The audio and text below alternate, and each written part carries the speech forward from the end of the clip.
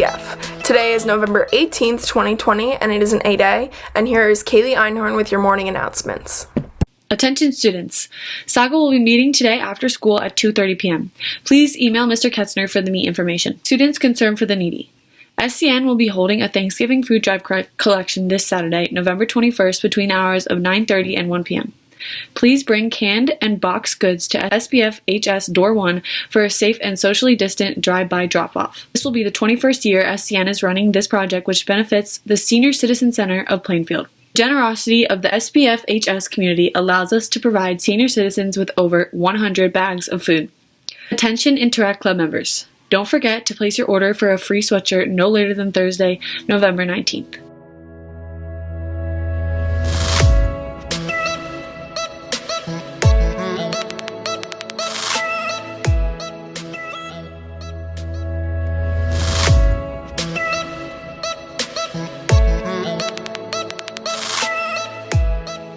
Coming soon to the Raider News YouTube channel is the first episode of Who Knows Squad Best. Each person in the group has written 2 facts down about themselves, and it is everyone's job to figure out who they belong to. Once anyone lost 3 lives, they were eliminated. The winner of the show won a cash prize and was able to eliminate a group member from the squad. Here's a short clip from the show. Okay, so whose favorite movie was Shawshank Redemption? Can you guys hold up your hands?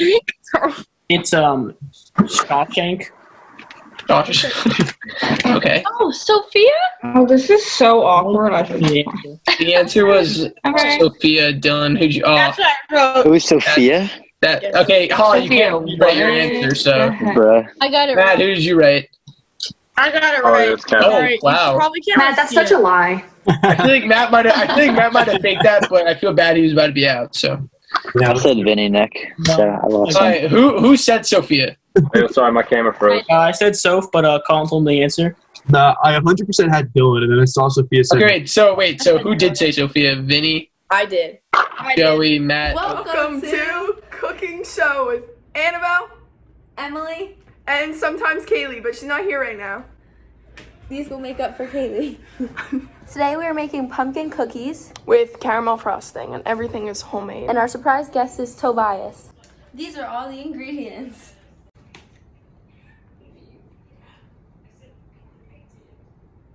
Okay, so for this you're gonna need 2 bowls, so we're doing the first bowl. And in the first bowl we have a cup of butter, a half cup of brown sugar, and a half cup of regular sugar so far.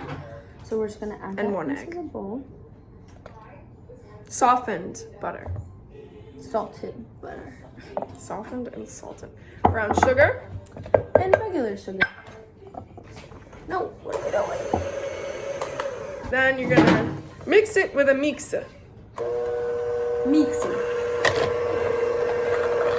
Yeah, you crack in 1 egg after everything in there is all mixed up. While Annabelle is doing that, I'm gonna crack an egg in a separate bowl. I like to crack them in separate bowls because if you get a shell in there, there's no way you're getting it out. Can't turn around then. Oh, perfect. No shells. Look at that egg. You wanna make sure that all of the ingredients are Whipped together. mixed together. Now, we're going to add our 1 egg. So we just added our 1 egg, and then you can't really see it, but Now it should look like a nice Very creamy creamy. substance, like a whipped. okay, so this is what our mixture looks like, and now Emily is adding in 1 teaspoon of vanilla extract. It's okay to always add a little more. Okay, so now we're just gonna mix the egg and the vanilla extract in with The mix butter it mixture. all together. I make this recipe every single year for Thanksgiving, so if you guys need a dessert to bring to your dinners, I recommend bringing this one. Recommend. This is absolutely delicious. Yeah, Annabelle loves this. So good. Bring it to Friendsgiving, bring it to regular Thanksgiving. Come on, guys. I'm just opening up this can of pumpkin puree. Should look like this. Canned pumpkin puree. Yeah. Libby's. So now we are adding 1 cup of the pumpkin puree. Oh. She fell And right out. this time, instead of using the mixer, you're gonna fold it into the batter. Folding it in. The motion. In your bigger bowl, you're gonna wanna add 2 cups of all-purpose flour. Always want it to be perfect over the edge. Where'd you put all the spices? We don't have nutmeg today, but we're gonna use pumpkin spice. It calls for a half teaspoon of nutmeg, but we're just gonna use a little bit less, just because it has like a lot of the components that are in pumpkin spice. So we're just gonna put that into the dry ingredients. Adds to the flavor of the pumpkin. So you're gonna add a half teaspoon of ground cloves and a half teaspoon of ground ginger as well. And we're also going to take a half teaspoon of salt.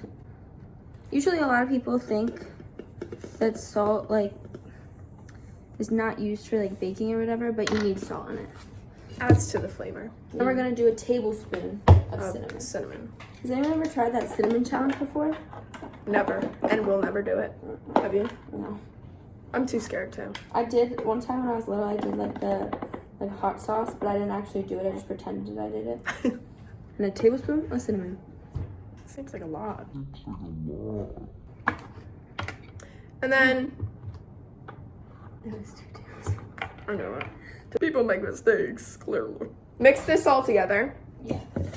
Just to combine the ingredients. I'm gonna add a teaspoon of baking soda. I have a half teaspoon, so I'm just gonna do 2 half teaspoons. Yep. And then I'm just gonna whisk it all together. It doesn't really matter. You can use a spoon or whatever you got. Once that is all mixed together, we're gonna slowly add the dry ingredients to the wet ingredients. Oh. As I Slowly. you mix it all together and you get a coconut. Mix it all together and you know that it's the best of both worlds. Mix it, girl, mix it. Just a little bit at a time because you don't want it to get If you start mixing it, It's like, just gonna it's gonna get everywhere. too messy and And you need also the thickness to slowly get together.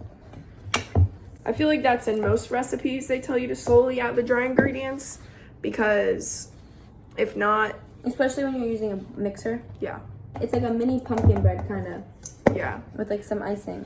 yeah. And the icing is so good. Like, I typically don't like icing because like I don't like store-bought icing because like it's just so sweet for me. I can't do a lot of sweet. So making homemade icing is really good because you can like basically And this one is so control it. simple. You can control like how sweet you want it and stuff like that, and like the different flavors and everything. Really thicker. The thickness is all coming together, and So now, on a greased baking sheet, we're going to scoop out our cookies. You could do it whatever size you want. They kind of spread out, so I would just even them out a little bit. And now we're going to pop them in the oven for about 10 minutes. in a saucepan you're gonna put 3 tablespoons. Then just mix it all together and wait until it starts bubbling. Once the mixture is completely cooled, you're going to add a teaspoon of vanilla extract. And now you're going to add a cup of confectioner sugar. That was a half cup, so I'm just going to add 1 more.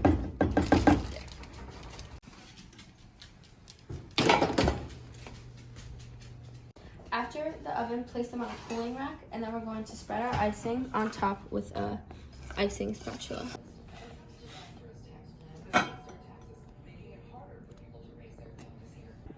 Okay, so We have our finished product. and we're gonna be taste testing it for you guys.